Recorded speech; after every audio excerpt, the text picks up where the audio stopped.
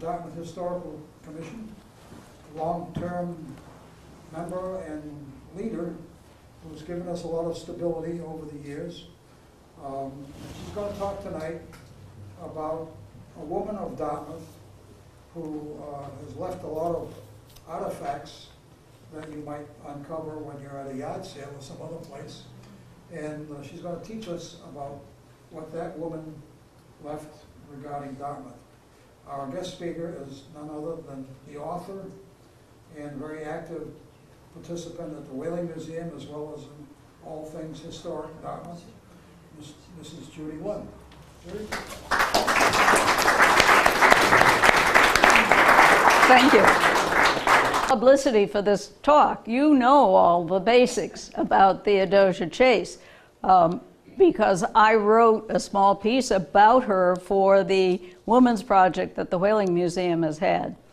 I first got to know about Theodosia Potter Chase. Whoops, not yet. Not yet? Sorry. No.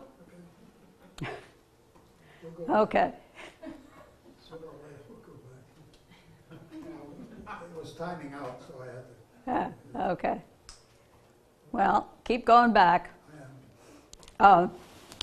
I first got to know her because I have a rather substantial collection of Dartmouth postcards. I have a whole archival box of Dartmouth cards, and that was what prompted the postcard book, along with knowing Elsie Haskell's postcard collection and Beverly Glennon's postcard collection, and the book really came out of those three collections.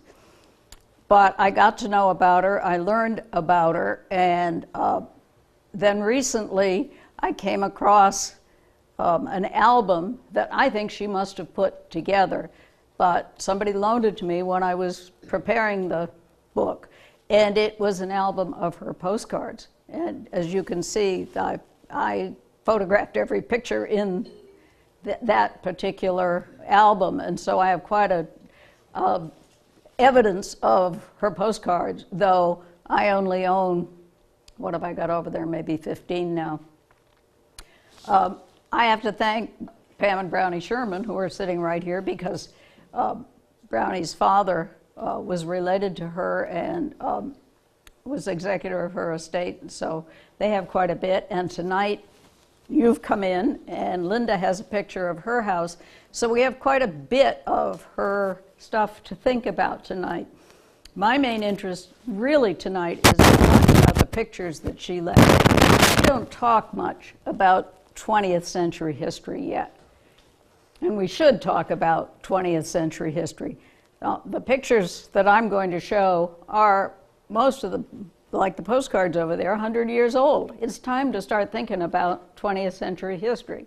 And she preserved a lot of South Dartmouth. I'll start out just because I was intrigued by this. Reverend David Rankin summed up the life of Miss Chase in his eulogy. She let it be known she was a strange and beloved member of our community, and she was frank and honest and direct, that she was proud and independent, that she was a mystery to all who knew her. Let it be known that she was self-supporting, that she worked as a librarian in Dartmouth, that she owned a shop on the waterfront, that she loved to paint and take photographs of everything in sight. She was intelligent and sensitive. She loved to read. She never quite fit in with the normal routine of life, lived as she wished to live, in her own way, in her own style, and in her own remarkable pace. I think that's really quite an incredible summary of this woman's life. She was born in Orange, Massachusetts in 1875, November 9th, 1875, but her family soon moved to New Bedford, and she lived in the house that was located in the garden of the Unitarian Church, the corner of Union and 8th Street, until that house was taken down. And I suspect it had something to do with the fact that her mother was the niece of the then minister, Reverend William J. Potter. Mother was a Potter. And may or may not been more than coincidence that they lived in that house on the church property for a long while. When the house was sold, the family moved to Maple Street, and she really lived most of her life in the West End of New Bedford. She lived for a short while in Dartmouth.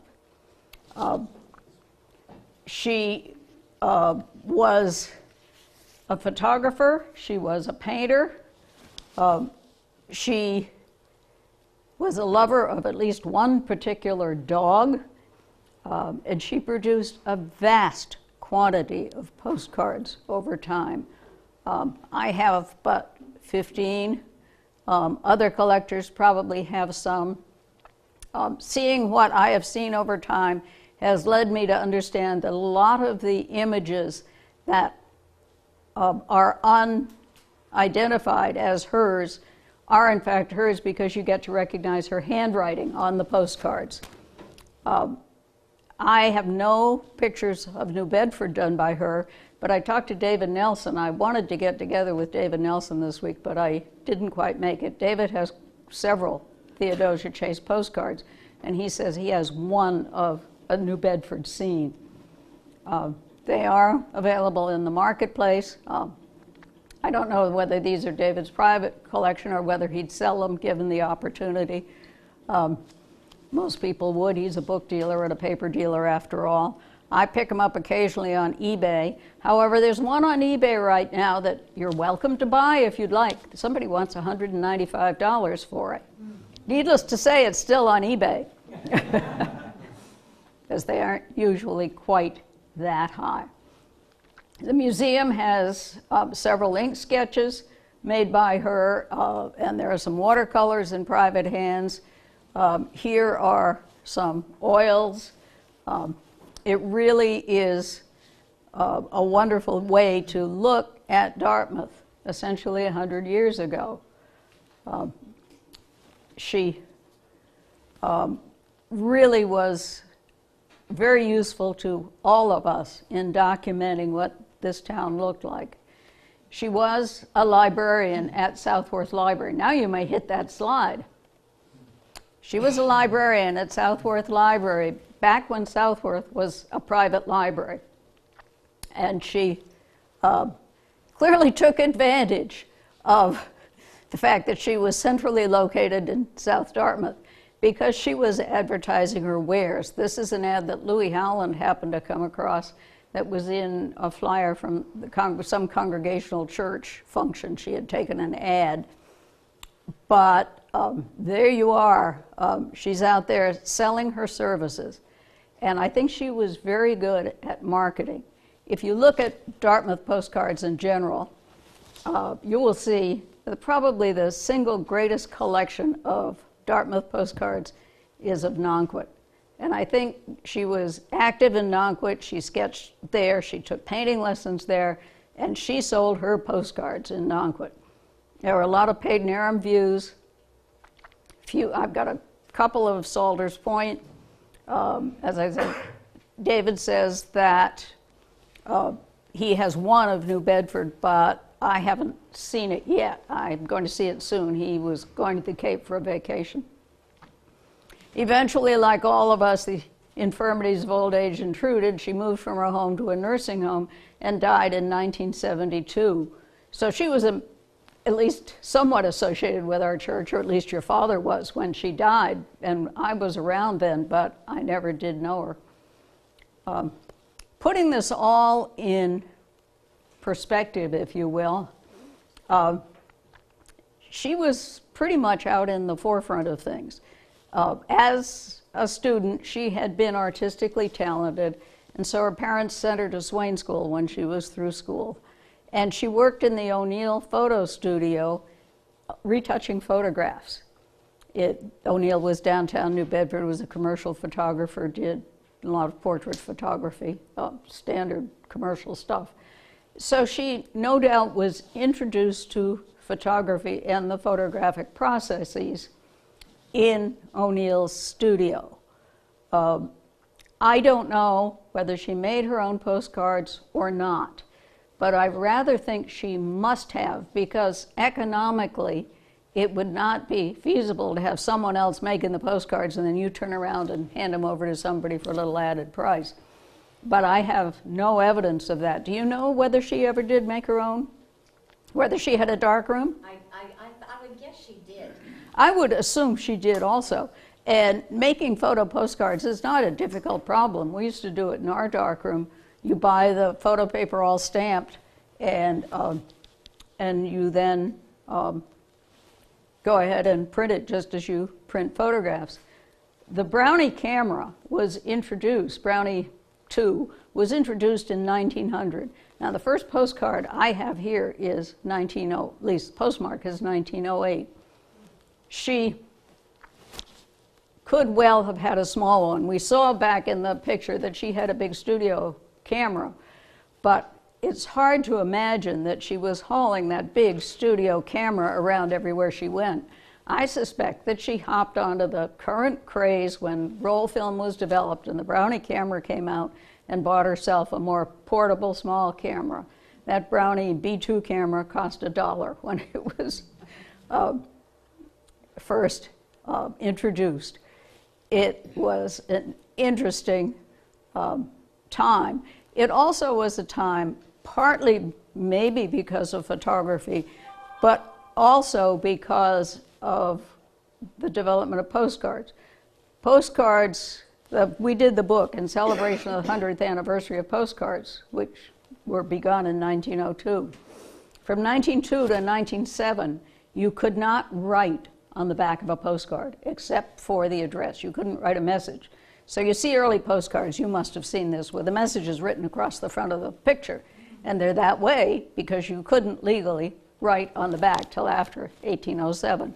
And I have not seen any undivided back postcards of Theodosia Chase, which tells me she started doing this at 1907 or so. And since I have a postcard that's dated postmark 1908, that's about when she started. So this is 100 years ago. She was in the forefront, and she was selling her services. You look at the postcards that exist and the pictures that are in those albums, and I brought them so you could look at them. She hit on everybody with money. And she knew what she was doing. And she was running a business. And if she was running a business, she had to make it work because she was an independent woman. She was having to support herself and her dog.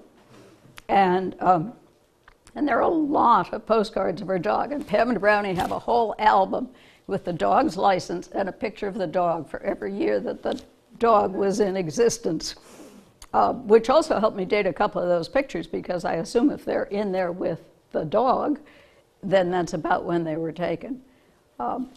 But that's most of what I can tell you. From what I can glean about her, what I really want to do is look at her work and what she did, because I think she left us a great legacy. When I took the pictures from this privately owned album, I also made a copy, another set of these photographs, and it's in the Historical Commission office, so it will be available to the town, whatever happens to my personal set. Okay, Bob, now a picture.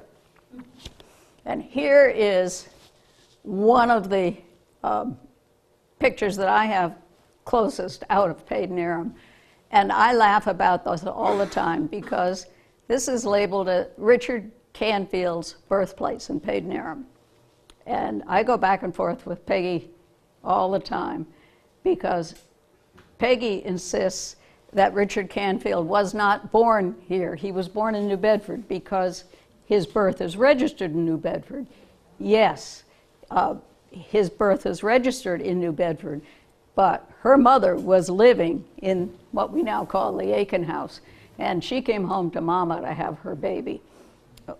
Richard Canfield is a whole story in himself, but he's notorious enough that she would label it this way. Richard Canfield developed a real interest in practice of gambling.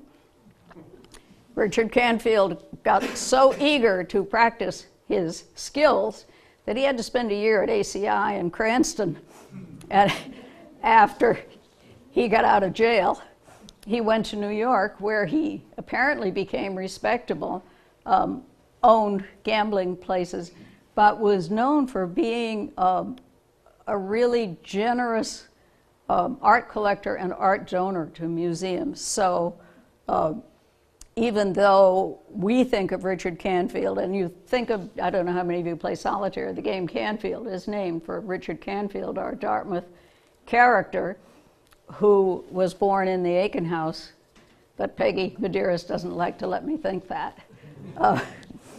And there's a Canfield Street, you know, right back of that house. The town remembers Richard Canfield and his errant ways, if nothing else. So there it is, probably more than 100 years ago, looking just the way it does with the same sway in its roof that it still has. Next one, Bob. Here's a Bonacantset village. It was quite a village in its day. This is at the head of the bay, you know, essentially where the police station is. Come on, baby. Well, it's not going to work very well. The big stretcher is the Methodist church that was there, long gone. I don't see in this view, Ralph Earl's house would have been further down the way, so it's not visible from here. But it's the only picture of a Bonacantset village I've seen. And so I'm pleased to see it. Next one, Bob. The Schultz estate. How many here remember the Schultz estate? Most of us are old enough to remember the Schultz estate. Schultz estate was at Star of the Sea. Schultz made his money in New York, came to Dartmouth, and built himself a huge house at Star of the Sea.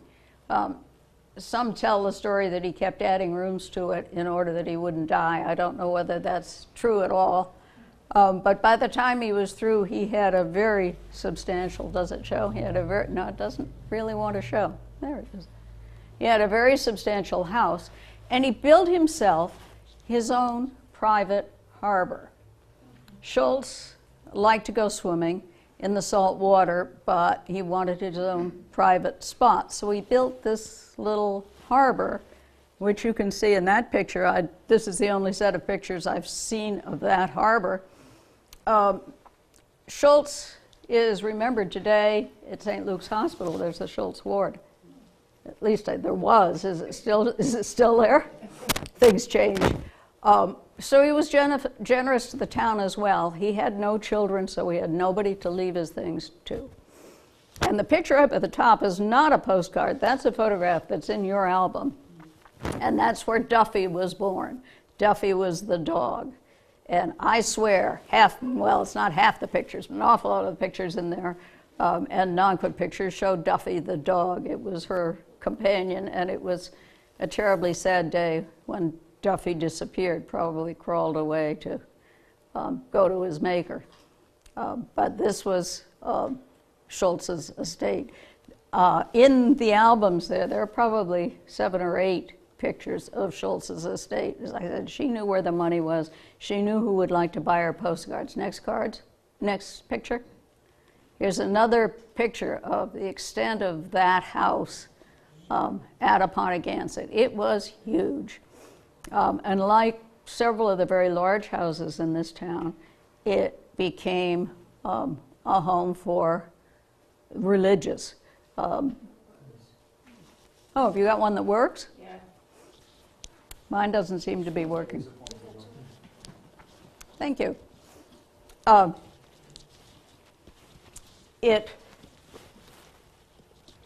This one, like Round Hill and like Star of the Sea, became property of the Catholic Church for a while, and eventually, just like all the rest of owners of very large homes, they found it was too big to manage. And so they were going to, the church moved out, the nuns moved out, and the fire department was going to burn it as an exercise. But someone got there before the fire department did and started the fire. And so it burned in a very spectacular fire one night, not long after we'd moved to town. Next one, Bob, and that's, of course, now Star of the Sea development, you know, with lots of private homes. And there is Mr. Schultz. It's a fuzzy picture. Unfortunately, there wasn't much I could do to sharpen it up.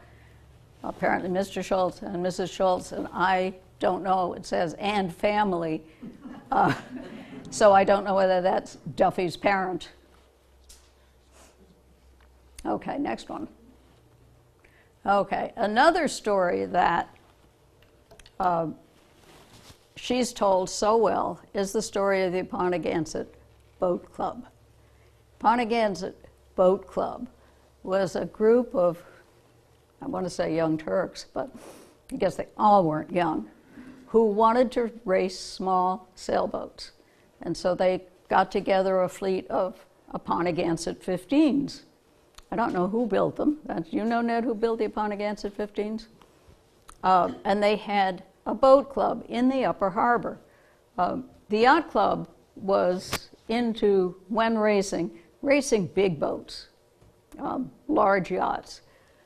This was the young people. As the sailing school now does today, the young people needed to learn to sail and wanted to compete. And so here is, you can see along there the shoreline with all those bathhouses. Next one probably shows a better view of them. You can see them all. And you can see up here, well, it doesn't really, it's up there, is Andrew Snow's barn. This was a club that really didn't have much structure. It was meant for racing. It wasn't meant for social engagements or much of anything else. They had an annual meeting once a year. But they met in Andrew Snow's barn. Now, if you've read logbooks at all, you know the name Andrew Snow because he gave a large collection of logbooks to the Whaling Museum. He had an incredible collection of whaling memorabilia over time.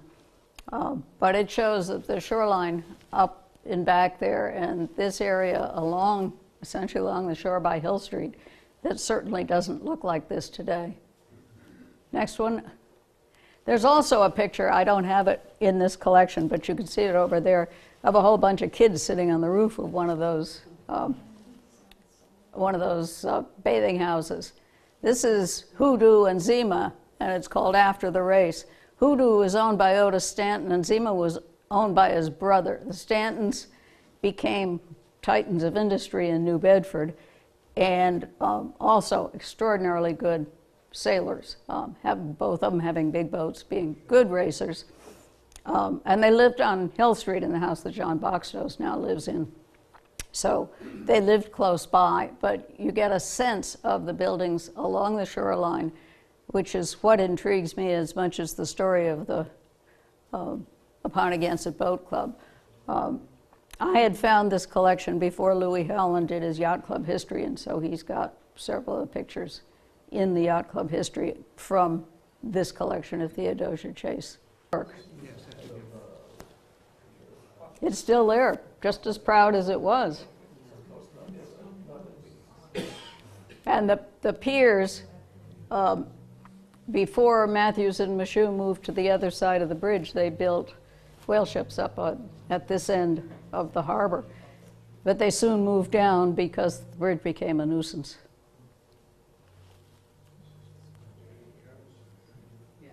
Okay. And there's the shore looking in the other direction toward the bridge, which is really very vague.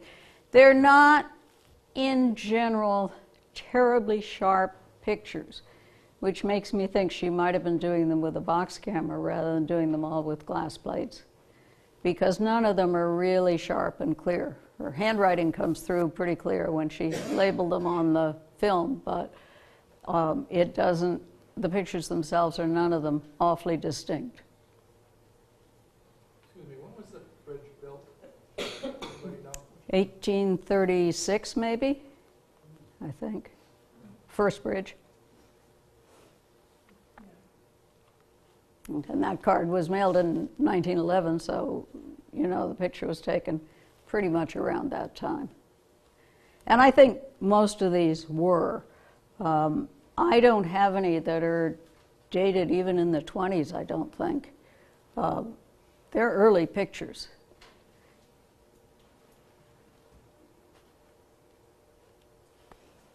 There's the corner of Dartmouth and Prospect Streets with the conveyance of the time clomping down the street. Now, can we figure out which house that is? The house was the parsonage, I think. Was it? So, from the Congregational Church. Okay, thank you.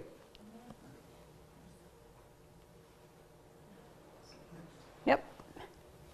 There's the trolley.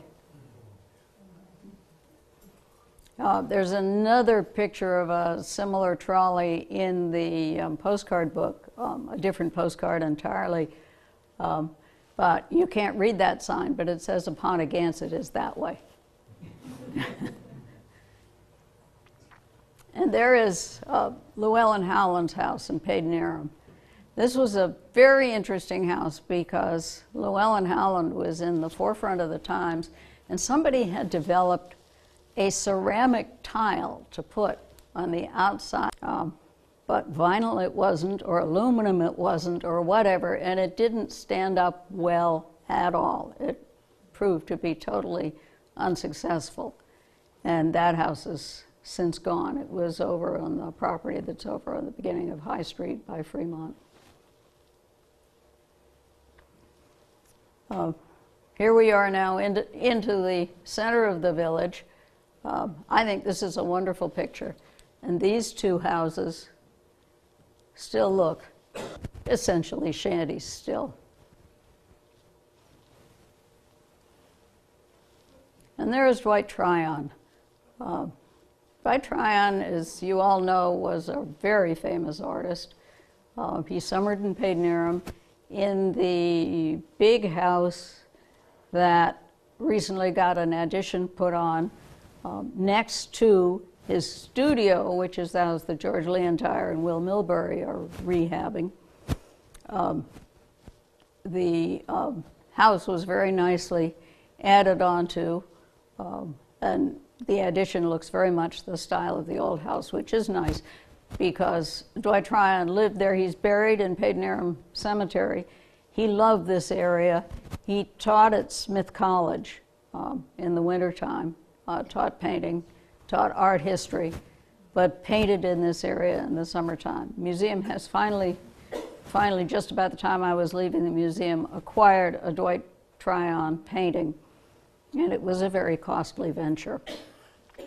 He's very well known, very well thought of, but this little humble picture of him is not in any of the biographies that I have read. And the bridge is the old bridge. There he is close up again with the bridge in the background. One of many iterations of the bridge, and probably we'll see more in our lifetime, judging by the way it's functioning. Davis. So this is probably Davis's version of it. His book describing his changes to the bridge is at the Whaling Museum, given by Davis Howes. But I think it probably was done by Samuel Davis and or his son. Samuel Davis built our house in '76, so it might have been his son who was working on the bridge. And you can see, looking at this, it was in a scrapbook, and I laid the pages aside. And she did a lot of these in this oval format. And the person who made this scrapbook, or maybe it was she, cut out a lot of the ovals and pasted just the ovals into the scrapbook. So you see the edge of the black paper where it was torn and broken up. And as I said, they don't expand awfully well. Next one. And there's the bridge at sunset, which looks like moonlight, but of course I had to add this because there's a catboat in the foreground.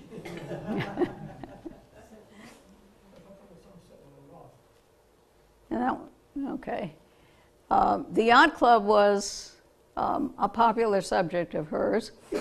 Again, you've got good customers. You belong to the yacht club, you have money enough to buy a few postcards. And that's the story of postcards. When we did the postcard book, we found there were almost no postcards of any sort in North Dartmouth because, you know, those farmers, why would they want postcards? Is I think what the thought was. I mean, postcards sell where the tourists are, and the tourists were along the waterfront. And I found very few postcards of North Dartmouth at all, north of Route 6. Route 6 has always been an avenue for tourists, and so there are postcards of motels mostly along Route 6 and postcards of Smith Mills in its early days. But no postcards, none of Theodosia's that I've seen up that way, but again, I haven't seen what Dave Nelson has, which I will see next week. But there's the yacht club and the houses along there. This one would be Davis's house, became Davis House, Summer House. Bet's house, Maury and her husband are now living in it. But gives you a sense, and here again you can see the page of the scrapbook was broken, the photograph stood up, and though the page of the black paper of the album did not. And then next one will show you the view looking in the other direction, looking off toward the water with a clambake pavilion out here and this silly building that has been known as Laban's Folly over time there. I don't know what really propelled her to take this picture because I can't see a whole lot of charm in it, but at any rate, she did. Yeah, South Wharf for sure. And, you know, there's South Wharf, and you can see the beach next to it where the yacht club now launches boats. Next one. There's the yacht club picture that I thought was coming up. The yacht club was moved to Padenham. It was the Padenham station of the New Bedford Yacht Club, moved here in 1903, because New Bedford was getting dirty. Frankly, smoke from all those mills would dirty your boats. They continued to have a presence there until the Second World War, but the yachting presence was out here in Padenham, and you can see it's all open. Porches are all open. They've been closed in today, more or less successfully. And the front yard was just beach going down to the water, but that was where the big boys played. As I said, in the postcard book, I have a picture of the one that the Woodhouses had that ultimately was where the parking lot is now, diagonally across from where the Woodhouse shop was. Okay, next one. And there is, it's called Laban's Folly Hotel, that little building. And look at the catboats lined up there. But I think it was more of a joke than anything else that that building was called Laban's Folly Hotel. But by then there's a boat shed at that end of the pier. I don't know when the picture was taken, but obviously later because the clambake pavilion is gone. And the next one might be, yeah, the clambake, the guys preparing the clambake on the shore. That should have been up with the clambake pavilion, but I guess I missed that. But there they are putting the clams on the fire down on the shore. Very few pictures of what I would call work exist over time. For a while I superintended the photographic collection at the Whaling Museum, and there just aren't many pictures of work because it was work.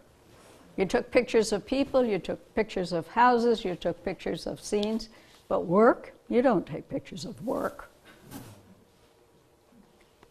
Another one? Yeah. And there's the Toll House. How am I doing with time? Oh, I'm doing pretty well. That's the Toll House in Padenham, and it's located where the new something or other is about to be located. They say that it's going to look like the Toll House did, maybe it will pay for me to keep an eye on that. This little house is, yes, send them the picture. That little house is now on School Street. Very happily lived in. One more case of houses that get moved around. That's a photograph. Yeah. And there's Duffy. Duffy turns up at Nonquit Beach all the time. Duffy liked the water, apparently. But the reason I like this is you get the sense of how big the salt works were behind, and the fact that there were other buildings and other houses along the shore there. They're not terribly distinct, but they may be the best we have, pictures of 100 years ago. And Duffy was the light of her life. She did a lot of pictures of the Howland Salt Works. And she also did a picture that all of us know, taken from the top of the salt works, looking toward Padenarum, that shows the full expanse of Padenarum. I didn't have a copy of that. It's at the Whaling Museum. But she couldn't have climbed the salt works with a big camera. It had to be with a box camera. But you see the vats here. You see the bushworks back here. Very nice picture, good documentation of the salt works. Next one, more salt works. The tide gate from the salt works that regulated the water coming in, and do I remember that's at the Whaling Museum, the tide gate? You remember, Bernie? There was part of a pump. Yeah. At the windmill. Yeah. At the bottom there's a typical piston pump. It was one of those. Mm-hmm. I think there's part of the tide gate as well. But at any rate, there's what she calls a strong mill. A typical mill of all the salt works that were around without sails on the weather vane at this point. Doesn't look as though. But we're looking at the very tail end of salt works in Padenarum, because I'm told that the salt works were taken down in 1909 or thereabouts, and so she's really recording this before it disappears. And we should be grateful to her for that. Next one. You can see the expanse of this thing, how much land it covered down at the base of Gulf Hill. It was a very large enterprise in its day. This is a bad picture. I'm sorry for that. I think I didn't expose it quite right. But shows the extent of those salt works that were there that we never got to see. At least most of us never got to see.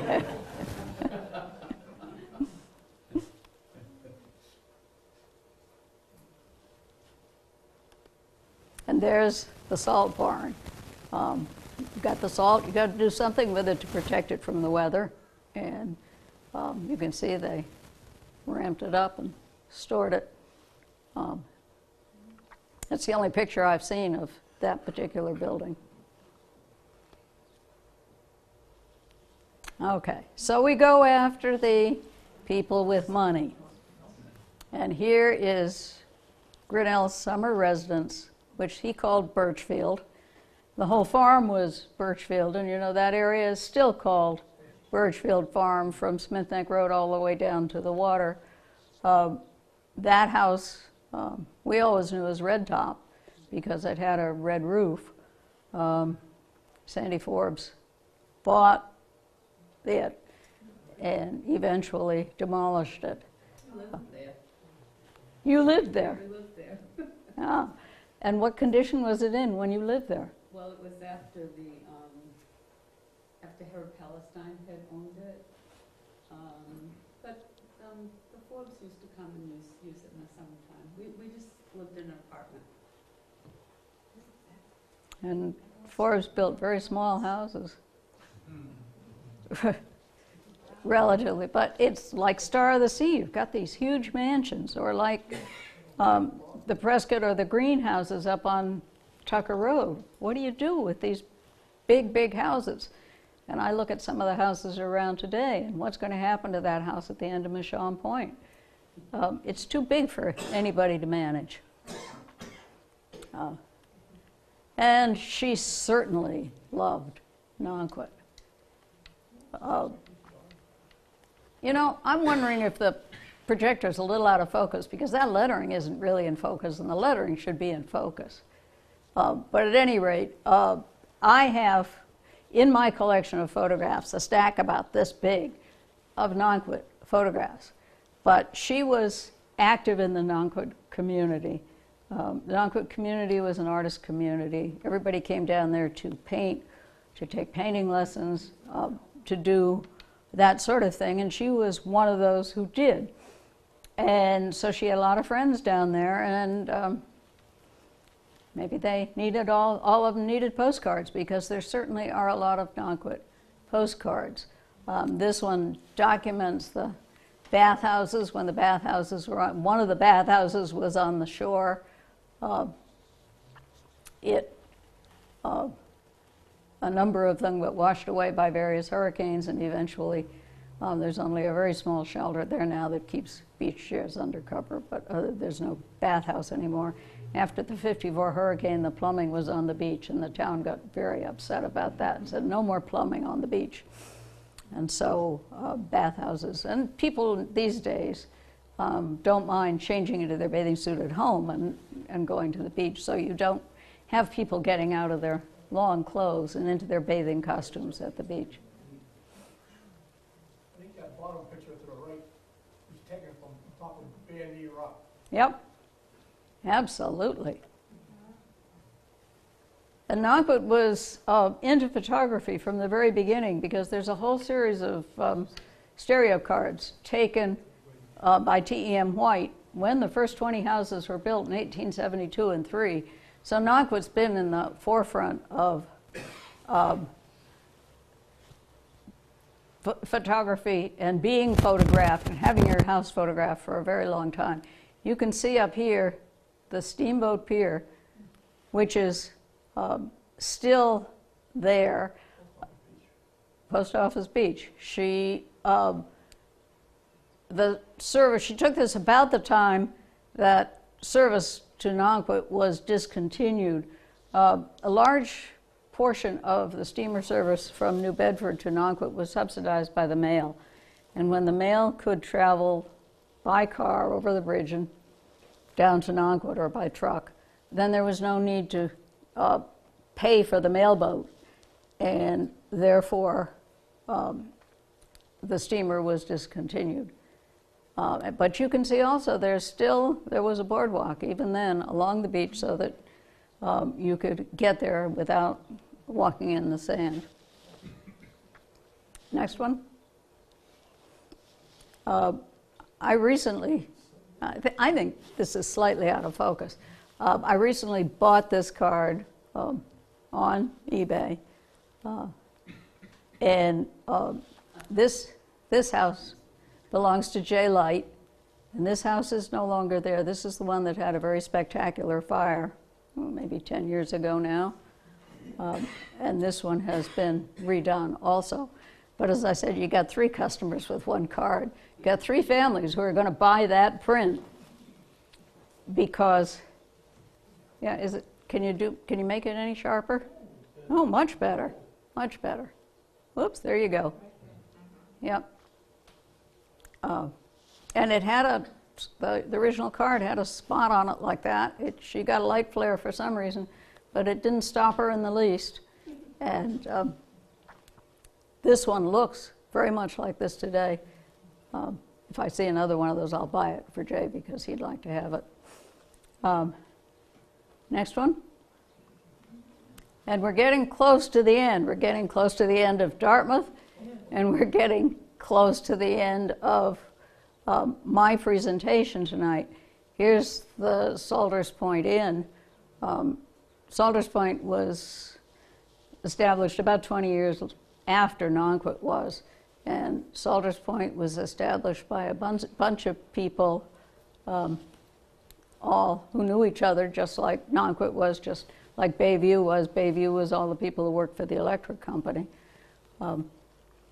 It was a big hotel. Nonquit had a big hotel in its day, but Nonquit's hotel burned down in 1893, and it was never replaced. This one lasted for quite a while. But you took your meals at the hotel, at least at Nonquit, and I assume also at Salters. You didn't necessarily bring your cook to the summer house, so you took your meals at the hotel. Like Jekyll Island. Yeah, yeah. A lot of these resorts are the same way. Ned's aunt went to a camp in Wisconsin that worked the same way. You had your own cabin, but you took your meals in a common dining place because it saved you having to bring too many servants. And Nonquit and Salters Point and Bayview were all really founded by middle-class people. They were founded by people from New Bedford who didn't have top-notch whaling money, who couldn't go to fancy resorts for the summer, but wanted to get their families out of the city. The city was full of pestilence, you know, terrible. The city gets hot, there's a lot of disease, it's a bad place to be. So you get your family out of the city, and Nonquit was his family, paper box manufacturers, a druggist, people who worked for Tabor Art Store. Bayview was all the people who worked for the electric company. It looks much the same way today because Salters Point is very strictly regulated. You can't plant trees. You can't do much to change your house. And so as a result, it's stayed pretty much the same and bare of trees. When Nonquit was first founded, there weren't many trees either, but trees grow. And people like trees because they provide a certain amount of privacy. And so Nonquit has lots of trees now, but Salters Point has stayed just the way it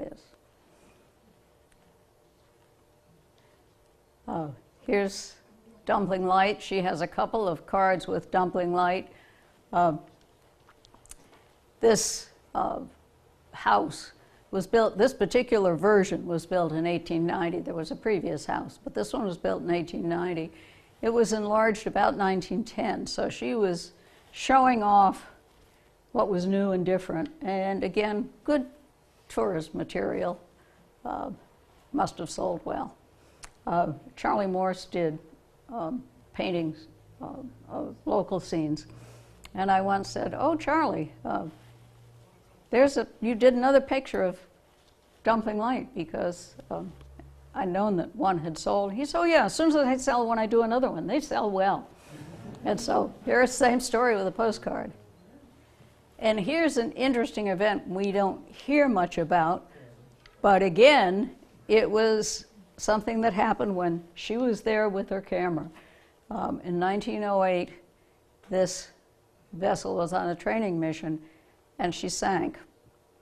She grounded. They tried to raise her. She foundered. She went down. They tried to pump her full of air, and it didn't work. And so she was out there as a hazard to boaters for a long while. But it took me a little research to learn about Yankee because it was a story I hadn't known along the coast. So now we get to her artwork and her pictures. This is a folder for photographs with her name in it. I could talk on forever, but I'm going to try not to. It belongs to the Shermans. It just shows her effort. She did, probably did portrait photographs as well. Another one, her paint box. Another one, a picture of an unidentified schooner. I would be willing to bet she might have had somebody in particular in mind for that one. Might have been even done on commission, I don't know. But and there's the Baker's house on Water Street. Linda brought a picture of her house to show us, Arrowhead. And we have a couple of scenes also. I'm delighted to see so much of this artwork still survives in the community because one of the puzzles was she had a studio full of paintings. What happened to them? You say you have quite a few. Yeah, who is he? Anybody know? Does he look familiar? Must have been one of the last things she did. Yeah. And I'm sure it was done on commission. This looks like a Christmas card sketch, and you know, she's either they're expecting twins, or they have twins and she hasn't gotten around to it. But I'm sure it was a Christmas card sketch. Here's a waterfront scene. This one belongs to the Whaling Museum. I happened to come across that, I think, at one of the antique places when I was doing the fishing boat exhibit, so I bought it and gave it to the museum. But you also had some photographs of fishing boats in the harbor, and so she was thinking about that. And the interesting thing is, when you brought that particular painting of the bridge, we found the picture. She was sometimes taking photographs and painting from photographs, and which is, all artists do it. Ashley did it. Everybody did it. So it's no surprise. You get home and you don't remember everything. And I can't tell whether that's the house on Palmer's Island. I don't think so. But if you go to see the panorama, and if you haven't, you should. Jordan Burson who's going to speak here, is a paper conservator by training, and he was involved with conserving it.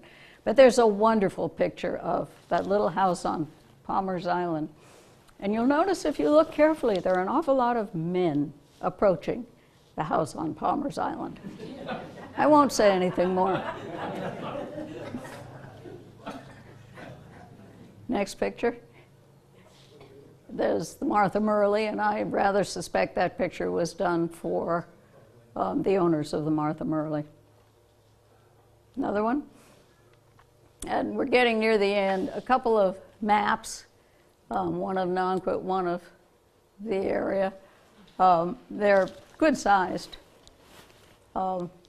Really very nice. This one signed. That she did. Her sketches, I think, are wonderful.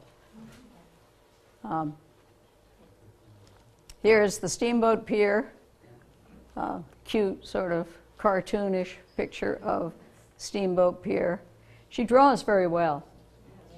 Is that the one we donated to the museum? If it's at the museum, it might be that you did. Yeah, we did, yeah. Yeah, because it had the I pictures, should have credited in that case, and I didn't. I No, it's okay. did Not the other one. pinch a couple of them from the museum's website. Next one. And here are the cranes at the salt works. And you can tell, we saw a picture of essentially that apparatus, a photograph of it, so she could work out the details very easily with a photograph. And this collection of sketches, I understand you said it still is posted at the Port Society? A whole bunch of just sketches telling various stories of activities of the Port Society. No doubt she was commissioned to do it. Her studio was on Hamilton Street, which is right down in back of the museum, but she was part of that community that was right there around the museum and around the waterfront.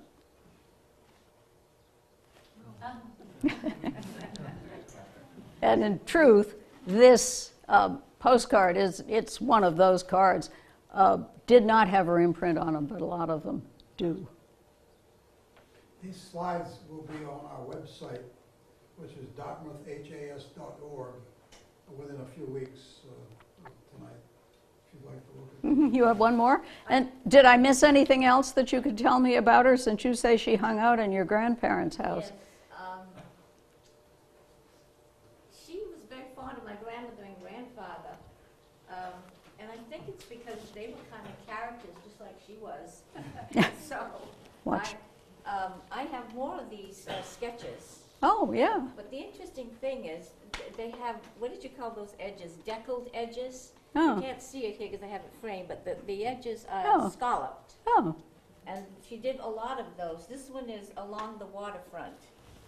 okay. And It's got the Double Bank Building and the Bethel and Johnny Cake Hill and Butler's Flat Light and some fishing boat and a whaler.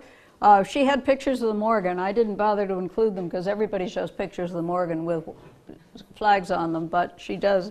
And you're welcome to look at all the pictures that are in that those albums. she was, I remember her vividly because I was about 10 years old, when she was 73.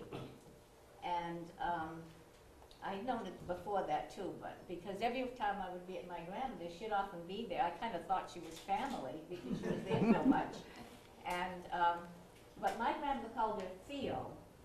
And then my grandfather would call her Theodosia when he was in the mood. And I would try to pronounce it. I remember the name because I never could quite pronounce Theodosia. But she gave many paintings to my grandmother and grandfather.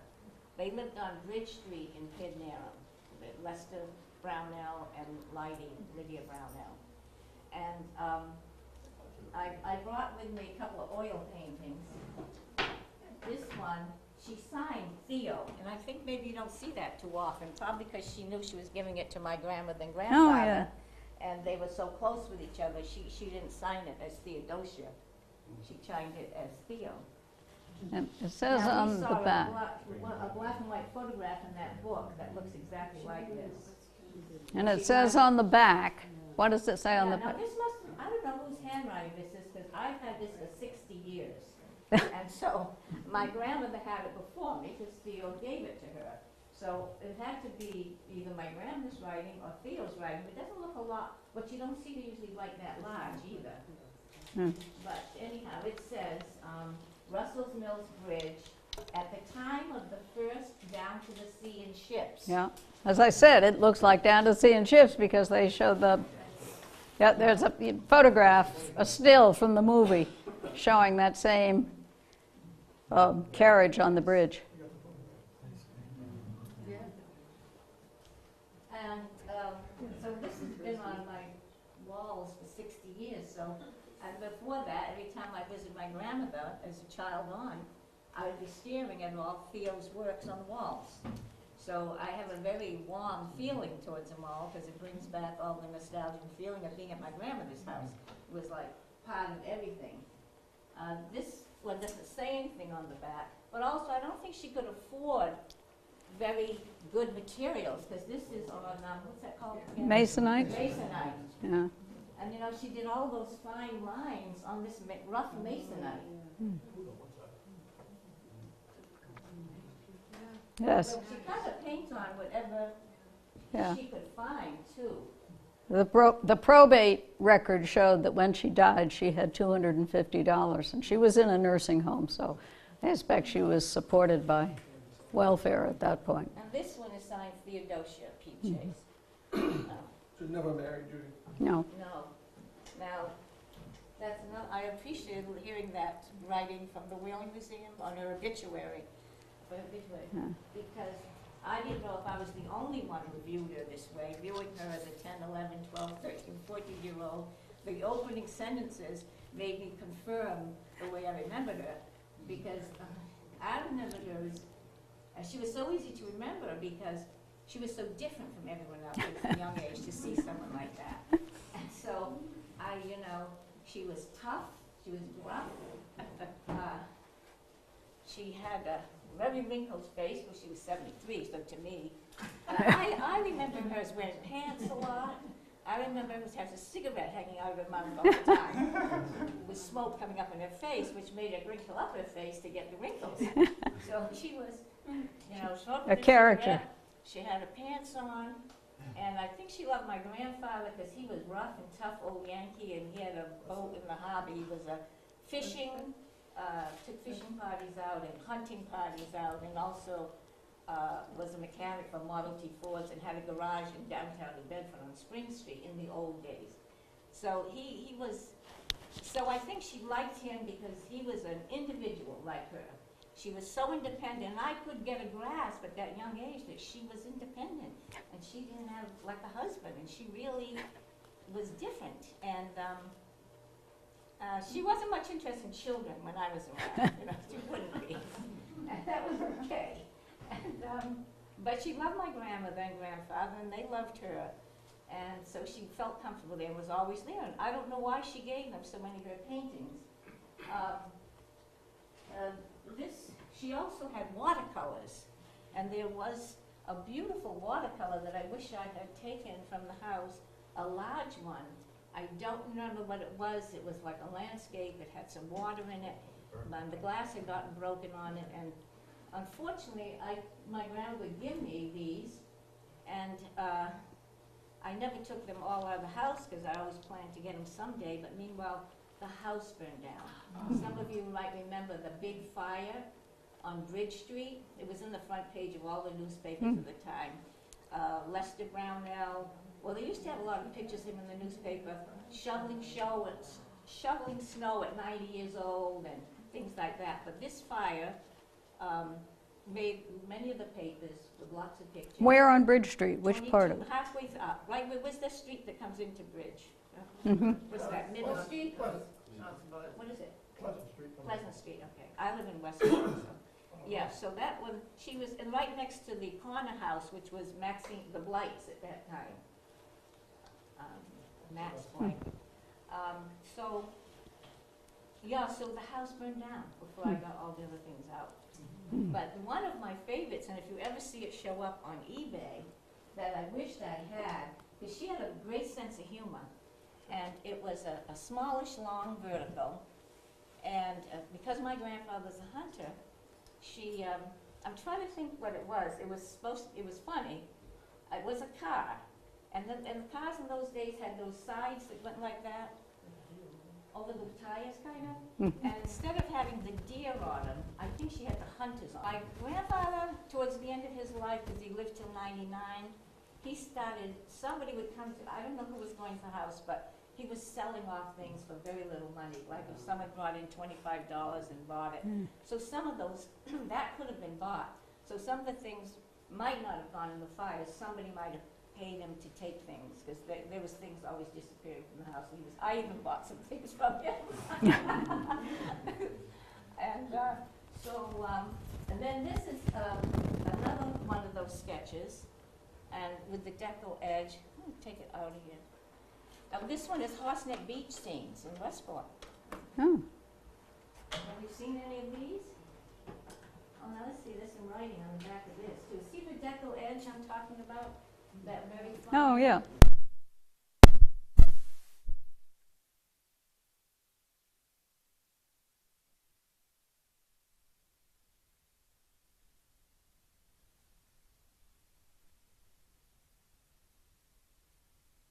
A drawing. Yeah, photograph and drawing, but what's that word there? I don't know.